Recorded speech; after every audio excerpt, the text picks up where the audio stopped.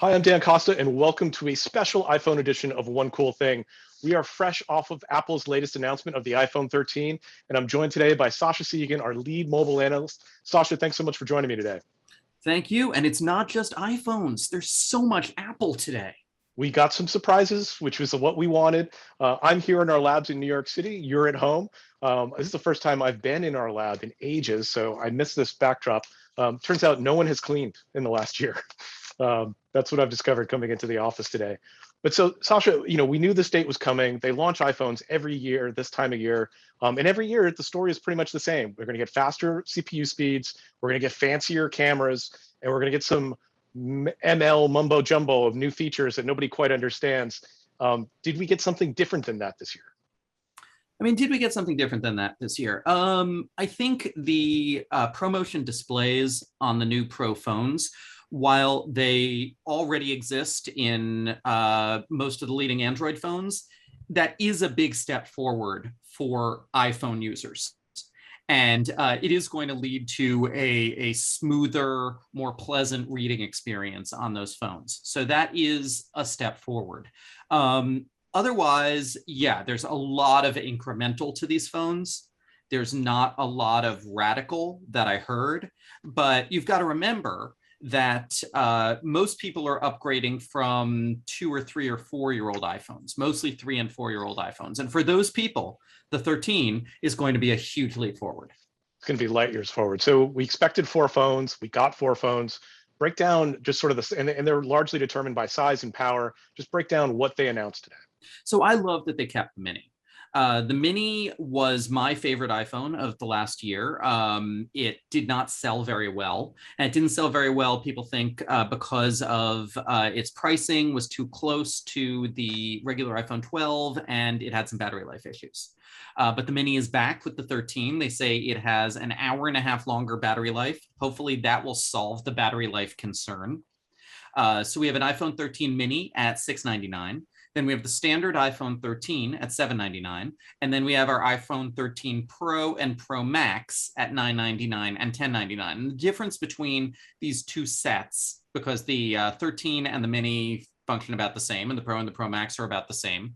The difference is that the Pro and the Pro Max add that 120 hertz ProMotion screen, and they add a 3x zoom lens camera. And that, of course, the extra zoom camera, along with the standard camera and the wide angle camera, which are on the less expensive models, the extra zoom camera is why a lot of people go to the Pro, because it gives people a lot more flexibility in terms of composing their shots, in terms of what they're going to shoot.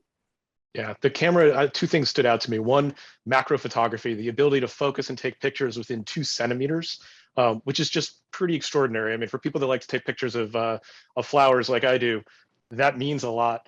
And then the inclusion of rack focusing, which is something that most people don't quite understand. Maybe they don't think they'll ever use. But the Pro models are going to have this automatic rack focusing so that you can change the depth of field dynamically in real time. The phone will actually do it for you. If you cast your gaze to another part of the screen, the focus will shift. You can also do it retroactively on the Pro models. They had Catherine Bigelow give a testimonial, and one of the things she said was that this could change the cinematographic language of cinema for years to come. Now you were saying in the things you expect from an Apple event, you said ML mumbo jumbo, and that's totally right. But at the same time, rack focusing is a perfect example of what you get from ML mumbo jumbo. That is actually an AI powered feature. That is the kind of feature where you need a lot of, Apple likes to say AI or ML. What it really is matrix math, and not like Neo, the Matrix, like squares of numbers, the Matrix. But yeah, so you just need a massive amount of really fast matrix math to be able to do that rack focusing. And that's where Apple's AI cores on this A15 processor come in. And I'm really interested. So they were asserting several times that the new A15 is 50% faster than the leading competitor, which is presumably the Qualcomm 888. Yeah. And they never say that. It takes a day or two to figure out what reference they're making. Oh no, because sometimes they use older models that are more popular or more common worldwide, but not the latest and greatest Qualcomm chip. Yeah, so well, if they meant the Qualcomm 888, that is really throwing a gauntlet down. And it'll be very interesting to benchmark these and see if that's actually true and what that means. A lot of what they were announcing, and I think a lot of the lifestyle improvements that these phones will potentially bring to iPhone users, was in things like the larger camera sensors having better low light. And then the AI processor, once again, that matrix math, being able to process those low light photos better and take noise out of them and introduce shadow detail into them. And like it's been for a couple of years, camera is a big thing about these phones and improving the cameras. We didn't talk about the front-facing cameras. Apple is very aware that we're all going to live our lives on Zoom now. And they talked a lot about the front-facing cameras in all of these new products and how they have center stage, which moves around as you move around the room and keeps you in focus and keeps you in frame. They're very focused on this idea that we're all going to live on Zoom now. Yeah. One of the things that stood out to me was when they said that the battery life would be improved. We always expect battery life to improve by a certain percentage. Usually Apple's very declarative and says, look, you're going to get 18 hours, you're going to get 20 hours. This year they did something different. And they said, you know what, on the low end models, you're going to get an hour and a half more battery life. On the big high end models, you're going to get 2.5 hours more battery life than last year's phone. That's sort of a shifting target. I'd be very interested when we get these things in to actually benchmark them and see how they actually perform versus last year's models. One of the reasons I think they might not be talking about it in terms of numbers is there's very different battery impact from the different networks that carriers are using around the world. Where if you're on a Verizon millimeter wave 5G network, there's going to be a much heavier battery impact than if you are on a 4G network in Canada, for instance. And so they may not be, because of the difference in these networks right now, they may not be able to give a global battery number. Whereas they could say, yeah, it's going to be longer, whether Verizon is burning up your phone or you're chilling out on 4G. Yeah, that's great. That's a great point. We also got a new Apple Watch, the Series 7. It's going to come, looks pretty much like the last Apple Watch, but with a 10% larger display. Some of that display comes from the bezel. So the watch itself doesn't seem that much bigger. But once again, like Apple has what I think is probably the best fitness watch on the market. And I see no reason to say that's going to change this year when this watch comes out. So the thing that cracked me up about the watch, of course, is the tiny keyboard. Because that just brings me back to one of the first products I reviewed at PCMag.com was this Palm-powered Fossil smartwatch. And I think I was the only person in the world who liked this. And it had a tiny keyboard that you had to tap on with a tiny stylus. And I don't know, typing with a keyboard on your watch just feels very non-Apple. Like I feel like you should be able to talk into it, you know? Yeah, I'm already in my head. I'm assigning the story world's tiniest keyboards throughout history, and this is definitely going to be up there. But they spent a lot of time talking not just about the Apple Watch, but also about Apple Fitness Plus. And if you saw, they talked about adding meditation to the service. They talked about adding snow sports to the service so you can get ready for the new season of sports. And they spent a lot of time like selling this as a lifestyle device that really makes you a better person. According to their advertising, it almost seems like it'll make you a better looking person as well.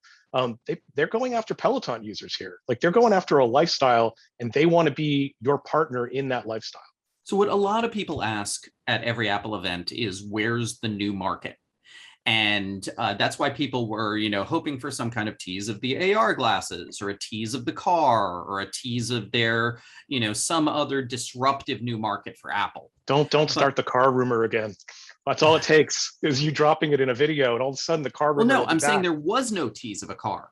But yeah. People want a tease of a car because they want that new market. But Apple clearly this year, and the amount of time they spent on Fitness Plus, they clearly feel that their new market at the moment, maybe not long term, but their new market for 2021 is this fitness services market, is this fitness subscription market, which has grown out of these past 2 years of people not really going to the gym, of gyms moving home, gym from home, like work from home. Okay, so now that we have gym from home, as opposed to Jim from the Office, which would be a totally different TV show, Peloton grabbed a lot of that market share, especially in the upscale, and Apple wants to take a big chunk of that too. And that's where they anticipate a lot of new revenue coming from. Yeah, and the Peloton comparison I make because they're taking the plays that work for Peloton, which is that you get to know your trainer, you get to have group workout sessions. They're adding both those things to Fitness Plus with a very deliberate intent to deliver that same experience to people for the cost of an Apple Watch and the Fitness Plus subscription. Yeah, a lot of Peloton success has been about these parasocial relationships with the trainers and these people who wouldn't normally be, people who might be too old to obsess over celebrity YouTubers, instead form the same kind of parasocial relationships that teenagers have with YouTubers with their Peloton trainers. And Apple sees that. And they tried to do that a little bit with Apple Music at one point, but people don't really have parasocial relationships with DJs. So not Apple Music DJs. Not Apple Music DJs, at least. Okay. But yeah, so that's where they're trying to go with Fitness Plus. And these parasocial relationships become very sticky because you really feel like you're letting the trainer down if you change training regimes. And of course you aren't. The trainer has no idea who you are, but that's not the way psychology works. So let's go on to like the one surprise that I found from today's announcements, which is they launched new iPads, including an iPad Mini, which I got to be honest with you, I kind of thought the iPad Mini had left the market. I didn't realize that was still available for sale. That's sort of the biggest news. So all the rumor mongers got the iPad thing wrong. Everyone was saying there's going to be no iPads this month, iPads next month, definitely not iPads in September, iPads October and November. They were all wrong. We got 2 new iPads. Now, the iPad Mini had previously been in sort of an awkward place because it was more expensive than the base model iPad, but it was smaller. And it was being marketed for a couple of years kind of as an enterprise iPad because it was the right size and shape to be an order taker at a restaurant, to be sold in bulk to hospitals for doctors to use, to be sold in bulk for first responders to put on car mounts in police cars. That was kind of the role of the iPad Mini for a little while. But Apple has finally found a real place for the iPad Mini, where it has the power of the iPad Air, but it's a little smaller and it's a little less expensive. So we can step up from your base model iPad, which they're still trying to sell very heavily into education, to the iPad Mini, which has a much more powerful processor from the A13 to the A15, which has the much better second edition pencil, which has the much nicer square edge design. So you've got your base iPad at $329, then your Mini at $499, and then your iPad Air, which I think is either $549 or $599. It just slipped my mind. It's a lot of numbers. The interesting thing out of the iPad conversation is that they kept bringing up how they improved the camera, and they were really designing it they were including center stage so that you'd be able to use it as a teleconferencing tool. They're really setting it up to be a distance learning type of device that can be used with Zoom, that can be that connection and compete directly with the Chromebooks that all these schools have been buying left and right for the last 2 years. I don't know if that really works. I feel like for a distance learning device, you need that keyboard, but they're pushing hard in the education market. Apple really feels the pain of the loss of the education market to Chromebooks. For years, for decades, Apple really had a dominant position in the education market, like all the way back to the Apple II years. Apple and schools had this tremendously tight bond. And then Chromebooks came in and they absolutely took over education because they were the minimum viable product. They were a viable product. They were centrally managed. They were extremely inexpensive. They were durable. And since about 2018, Apple has been really trying to push the iPad as the Chromebook alternative. And it's been a fight for them because the iPads are just a little bit more expensive than Chromebooks. They're just a little bit less durable. And although the iPads can enable much more interactive, much more multimedia learning, American education isn't necessarily ready for the kind of interactive multimedia learning that Apple's been trying to sell on the iPads. Yeah, they can't handle the truth. Speaking of the truth and untruths, there was one rumor that was all over the place before the announcement, which turned out to be total bunk. There will be no satellite connectivity for this wave of iPhones. Yeah, okay, so I've got a dark theory about that. So a couple of weeks ago, this Wall Street analyst, who is right 60% of the time, said that iPhones will be able to make satellite phone calls. And then Mark Gurman, who is right like 95% of the time, said, well, maybe iPhones will be able to be emergency beacons to satellites. And then, of course, none of that happened. Well, for one thing, Gurman did say this might be one of those projects that Apple's working on that might not pan out, like the car.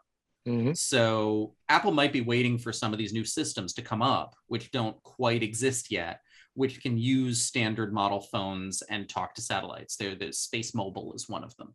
It's not up there yet. It doesn't work yet, but maybe Apple's potentially working with that. But I think that this might have actually been a stock pump and dump scheme. And that this company, Global Star, not involved, but the subject of it, someone who was talking to Ming-Chi Kuo, the original analyst, was trying to pump Global Star. And Global Star, in fact, went like zoom after that initial report and just went like boom. So give readers an idea of what the timeline is going to be here. The announcement, the products are available now. Many of them are available for purchase now. When are they going to ship? When are we going to see them on the market over the next couple of weeks? So your new iPads are on sale today. They are going to be delivered next week. That is great. Go get your new iPad if you want one. Or actually, no, wait for the PCMag review of the new iPads, where we will tell you if you want one. And then the iPhone 13s are going on, all four of the iPhone 13s are going on pre-order Friday, and then they are going on sale on September 24th. And that actually, one other thing I want to call out here, by the way, is that Apple seems to be totally unaffected by the global supply chain disaster. Yeah. And this is such a Tim Cook flex. Like, this is the most massive Tim Cook secret flex. How do you like me now? Think of. Yeah, because, okay, so Tim Cook, if you are, I know you're familiar with Tim Cook, but for viewers who are less familiar with Tim Cook, he was the supply chain guy for Apple. He was the guy who made sure that they got all the parts they needed before he became CEO. And every other manufacturer in the world is short of parts, okay? They cannot deliver low-end Samsung phones. Samsung watches are all out of stock at the Samsung store. You know, every Galaxy Note didn't even come out. Yeah, Galaxy Note was possibly in part killed by the part shortage. But Apple is releasing all of these without delay. And that is just a huge flex from Apple saying, we are on top. You know, we can get what we need because we're number one.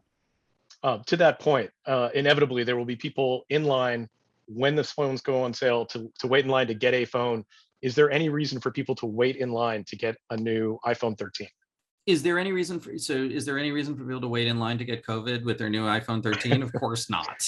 You know, buy your iPhone online. It's not going to, you know, they're not going to look and feel much different from an iPhone 12. If you want to hold one in your hand, you should, you know, pretty much hold an iPhone 12. I mean, it'll look a little different, you know, but you get the picture. But yeah, no, this is a prime product to buy online. Do not go into a store, especially in this day and age and moment, to get this. Hang around, wait for some reviews to come out, not just ours, but other smart people, and then judge based on those, and go online and get your favorite product. Excellent. We'll leave it there. If you have more questions, or I'd like to find out what you think about Apple's announcements today, you can leave them in the comments below, wherever you're watching this video. Thanks so much for joining us. I'm Dan Costa, he's Sascha Segan, and this is PCMag's One Cool Thing.